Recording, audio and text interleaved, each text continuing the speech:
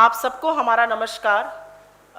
मेरी सब सहयोगी यहाँ पे रागिनी नायक जी, अलका लांबा जी, अमृता दमन जी, आप सबका स्वागत है। संजीव जी, ये एक बहुत ही महत्वपूर्ण मुद्दा है और आज पूरा देश एक सवाल पूछ रहा है। पूरा देश एक सवाल पूछ रहा है और कुछ जवाब जानना चाहता है, क्योंकि मोदी सरकार का दलित विरोधी और महिला विरोधी चेहरा एक बार फिर से सामने आ गया है। आज 8 तारीख है, आज 8 दिन हो गए हैं देश की राजधानी दिल्ली में एक 9 साल की बच्ची के साथ जघन्य अपराध होते हुए, वो दुष्कर्म होते हुए, उसके साथ सामूहिक बलात्कार हुआ, उसका शव शमशान में जला दिया गया। उसकी मां गुहार करती रही कि ऐसा ना किया जाए और उसके परिवार को अंततोगत्वा सिर्फ उसके अधजले पैर मिले।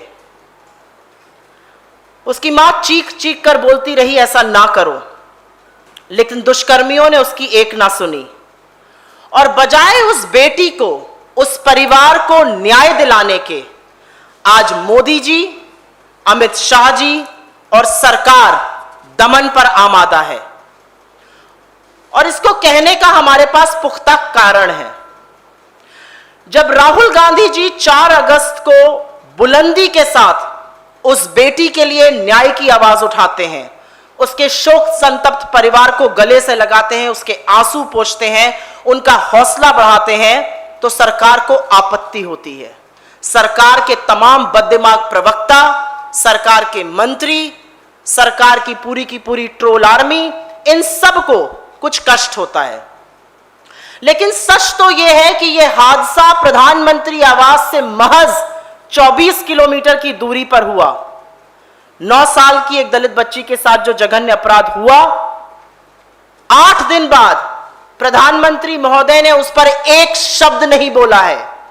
गृह मंत्री अमित शाह, जिनके अधीन दिल्ली पुलिस है, उन्होंने इस पर एक शब्द नहीं बोला है। शब्द बोलना तो दूर, सहानुभूति तक वक्तव्य नहीं दिया गया है। आंसू पूछना भी दूर की बात है, क्योंकि ना न्याय का आश्वासन दिया गया है, न परिवार की टोह ली गई है। पर सच तो यह है कि जब राहुल गांधी उस परिवार के साथ खड़े हो जाते हैं तो न्याय तो आपको देना ही पड़ेगा मोदी जी, उससे आप बचकर जा नहीं पाइएगा। पर हां, एक प्रधानमंत्री होने के कारण आपकी चुप्पी निंदनीय है। ये जो सुई पटक सन्नाटा नई दिल्ली में आपकी सरकार ने रखा हुआ है, वो चीख चीख कर आपसे पूछ रही है कि आप चुप क्यों हैं। आपके खोखले नारों की धज्जियां आपकी चुप्पी उड़ा रही है। आज देश की बेटी के साथ एक बार फिर दुष्कर्म हुआ है, देश की राजधानी में एक फिर निर्भया आई है और यह देश आपकी चुप्पी से परेशान है, आपकी चुप्पी से व्यथित है। आज समय था कि आप मिलते विपक्ष के साथ, आज समय था आपसी मतभेद बुलाकर न्याय की दलील देते, न्याय की बात करते, इन दरिंदों को एक मैसेज देते कि हमारी बेटियों के साथ ये नहीं हो सकता है और निर्भया इस देश में नहीं बच सकती हैं। लेकिन आपने ऐसा नहीं किया। आपकी तुच्छ राजनीति फिर भी बाज नहीं आई। अपनी पालतू दमनकारी पुलिस से आपने ट्विटर को डराया, धमकाया और राहुल जी की एक ट्वीट को डिलीट कराया, उनके अकाउंट को ब्लॉक कराया। पर यह आपकी निडरता नहीं, यह आपकी कायरता दिखाता है कि आप कैसे एक संवेदनशील व्यक्ति से, कि आप कैसे उस व्यक्ति से जो हौसला रखता है आंसू पोंछने का डरते हैं, क्योंकि यह करने की जरूरत आपको नहीं पड़ती। और यह मुद्दा सिर्फ राहुल गांधी जी के ट्विटर अकाउंट के साथ खिलवाड़ का नहीं है, यह मुद्दा आपकी चुप्पी का है, एक दलित गरीब बेटी के दमन का है। क्योंकि सच तो यह है कि national commission for scheduled caste भी वहां पर 2 तारीख को गया था, 2 अगस्त को, और उसमें आप ही के तमाम नेता थे। कुछ का नाम मैं ले देती हूं।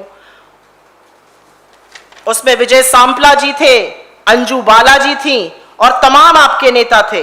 अरुण हल्दर जी थे, सुभाष पारदी जी थे, और आज भी उनके ट्विटर अकाउंट पर वहां की फोटो, उनके परिवार की फोटो लगी हुई है। यह मैं 2 अगस्त की बात कर रही हूं। आपकी पूर्व सांसद और national commission for scheduled caste की मेंबर अंजू बाला जी ने ट्वीट किया 3 अगस्त को और फोटोग्राफ्स के साथ, वहां पर भी परिवार की पिक्चर है। और तो और तमामों ऐसे ट्विटर हैंडल हैं जहां पर परिवार की पिक्चर है, क्योंकि ये परिवार सड़क पर उतरकर बिलक बिलक कर, चीख चीख कर न्याय मांग रहा है। इनके चेहरे छुपाने की कोशिश जो आप कुत्सित कर रहे हैं, वो कहीं ना कहीं इनके दमन की तैयारी आप कर रहे हैं। लेकिन अकाउंट ब्लॉक होता है, ट्वीट डिलीट सिर्फ राहुल गांधी जी का ही क्यों होता है? और मैं एक बात और पूछना चाहती हूं, जो national commission for scheduled caste है, वो तो संविधान की बनाई हुई एक संस्था है। जो उन्होंने 2 तारीख को दिखाया, जो उन्होंने 3 तारीख को दिखाया, अगर 4 तारीख को राहुल गांधी जी ने दिखाया तो इसमें क्या गलत था? उनके ट्वीट आज भी हैं, उनके अकाउंट से एक भी खिलवाड़ नहीं हुआ है, लेकिन राहुल गांधी जी के खिलवाड़ क्यों होता है? और 4 अगस्त को ऐसा क्या गलत हो जाता है दिखाना, जो 2 और 3 को ऑलरेडी दिखाया जा चुका था? मुझे लगता है इस मंच से मैं अपने सहयोगियों के साथ यह जरूर पूछना चाहती हूं कि दिक्कत क्या है? दिक्कत राहुल गांधी जी का उस परिवार के साथ खड़े रहना है, या दिक्कत और आपत्ति एक बेटी के साथ ऐसा हो जाना है, और खासकर कि ऐसी बेटी जो वंचित है, शोषित है, दलित है और गरीब है, और शायद इसी सब की कीमत उसको चुकानी पड़ी। एक न्याय की गुहार लगाती मां को, एक न्याय मांगते पिता को अगर राहुल गांधी जी ने गले लगा लिया तो ऐसा क्या गलत किया? आप ट्विटर को डराकर उनकी एक ट्वीट तो डिलीट कर सकते हैं, लेकिन जो करोड़ों लोग ट्विटर पे बोल रहे हैं, हम सब लोग यहां पर बैठकर जो ट्विटर पर, अन्य प्लेटफॉर्म पर, सड़कों पर इस सवाल को उठा रहे हैं, आप किस किस का दमन करिएगा? और मैं ट्विटर के इस मंच से, ट्विटर से भी कहती हूं, आप किस किस के ट्वीट डिलीट करिएगा? और ये सिलेक्टिव आउटरीच, ये सिलेक्टिव एक्शन किस तरह से जस्टिफाई करता है ट्विटर भी, ये भी पूछना जरूरी है। ये जो सिलेक्टिव एक्शन है, जो आप डर कर रहे हैं, डरिए मत, ये सरकार दमन करती है क्योंकि ये खुद कायर है। आप इनसे मत डरिए। आप अभिव्यक्ति की आजादी के लिए अगर खड़े रहते हैं, हम आपके साथ खड़े रहेंगे, लेकिन जो आपने सिलेक्टिव आउटरीच दिखाया है वो बिल्कुल गलत है, क्योंकि तमाम ऐसी फोटो, और हम आपको ये देंगे अपनी रिलीज के साथ, 6-7 ऐसे हैंडल्स जो प्रोमिनेंट लोगों के हैं, उनके साथ कोई छेड़छाड़ नहीं हुई है। मैं ये भी कहना चाहती हूं कि अगर एक दलित बेटी के साथ इतना बड़ा अपराध होता है, इतना बड़ा दुष्कर्म होता है, और राहुल गांधी जी उनके साथ खड़े रहते हैं, और अगर यह अपराध है तो मैं चाहती हूं, हम सब चाहते हैं राहुल जी ये अपराध बार बार करें, क्योंकि मोदी जी के अंदर इतनी हिम्मत नहीं है कि वो एक दलित बेटी के साथ इतना बड़ा दुष्कर्म हो जाए तो उसके बारे में बोल भी सके। आंसू पोंछना तो दूर की बात है। अगर आप गिरफ्तार करना चाहते तो करिए, हम सबको गिरफ्तार करिए, पूरी कांग्रेस पार्टी को गिरफ्तार करिए, उन महिलाओं, उन युवाओं को गिरफ्तार जो लगातार आपसे सवाल पूछ रहे हैं, हर प्लेटफॉर्म पर सवाल पूछ रहे हैं, आपकी चुप्पी पर सवाल पूछ रहे हैं। मैं एक छोटा सा आंकड़ा यहां पर जरूर देना चाहती हूं, क्योंकि लास्ट रिपोर्टेड नंबर्स 2019 के हैं, नेशनल क्राइम्स रिकॉर्ड ब्यूरो के। 32,033 महिलाओं का रेप हुआ था, जिसमें से 15% बच्चियां थी और अधिकांश दलित थी। याद करिए हाथरस, वो लड़की दलित थी। याद करिए उन्नाव, वो लड़की दलित थी। क्या है दलित होने का मतलब? क्या है शोषित और वंचित होने का मतलब इस देश में?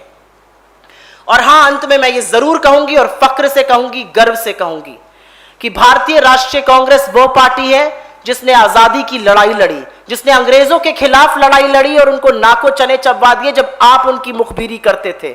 हम ना उनसे डरे थे, ना उनके जेलों से डरे थे, तो आपसे और आपके जेलों से क्या डरेंगे? लेकिन यह जरूर कहूंगी एक महिला होने के नाते कि आपकी लाचारी पर, आपकी बेबसी पर, आपकी सत्ता की लोलुपता पर मोदी जी तरस आता है। आपकी असंवेदनशीलता पर एक औरत होने के नाते सिर शर्म से झुक जाता है। हम जरूर यह कहेंगे कि ये जो सिलेक्टिव आउटरीच राहुल गांधी जी के अकाउंट के साथ खिलवाड़ करके किया गया है, ट्विटर को भी इसके बारे में सोचना पड़ेगा। एक विपक्ष का नेता अगर शोषित, वंचित, दलित बच्ची के साथ इतना बड़ा अन्याय होने पर उसके साथ नहीं खड़ा होगा तो न्याय आखिर उसको कौन दिलाएगा?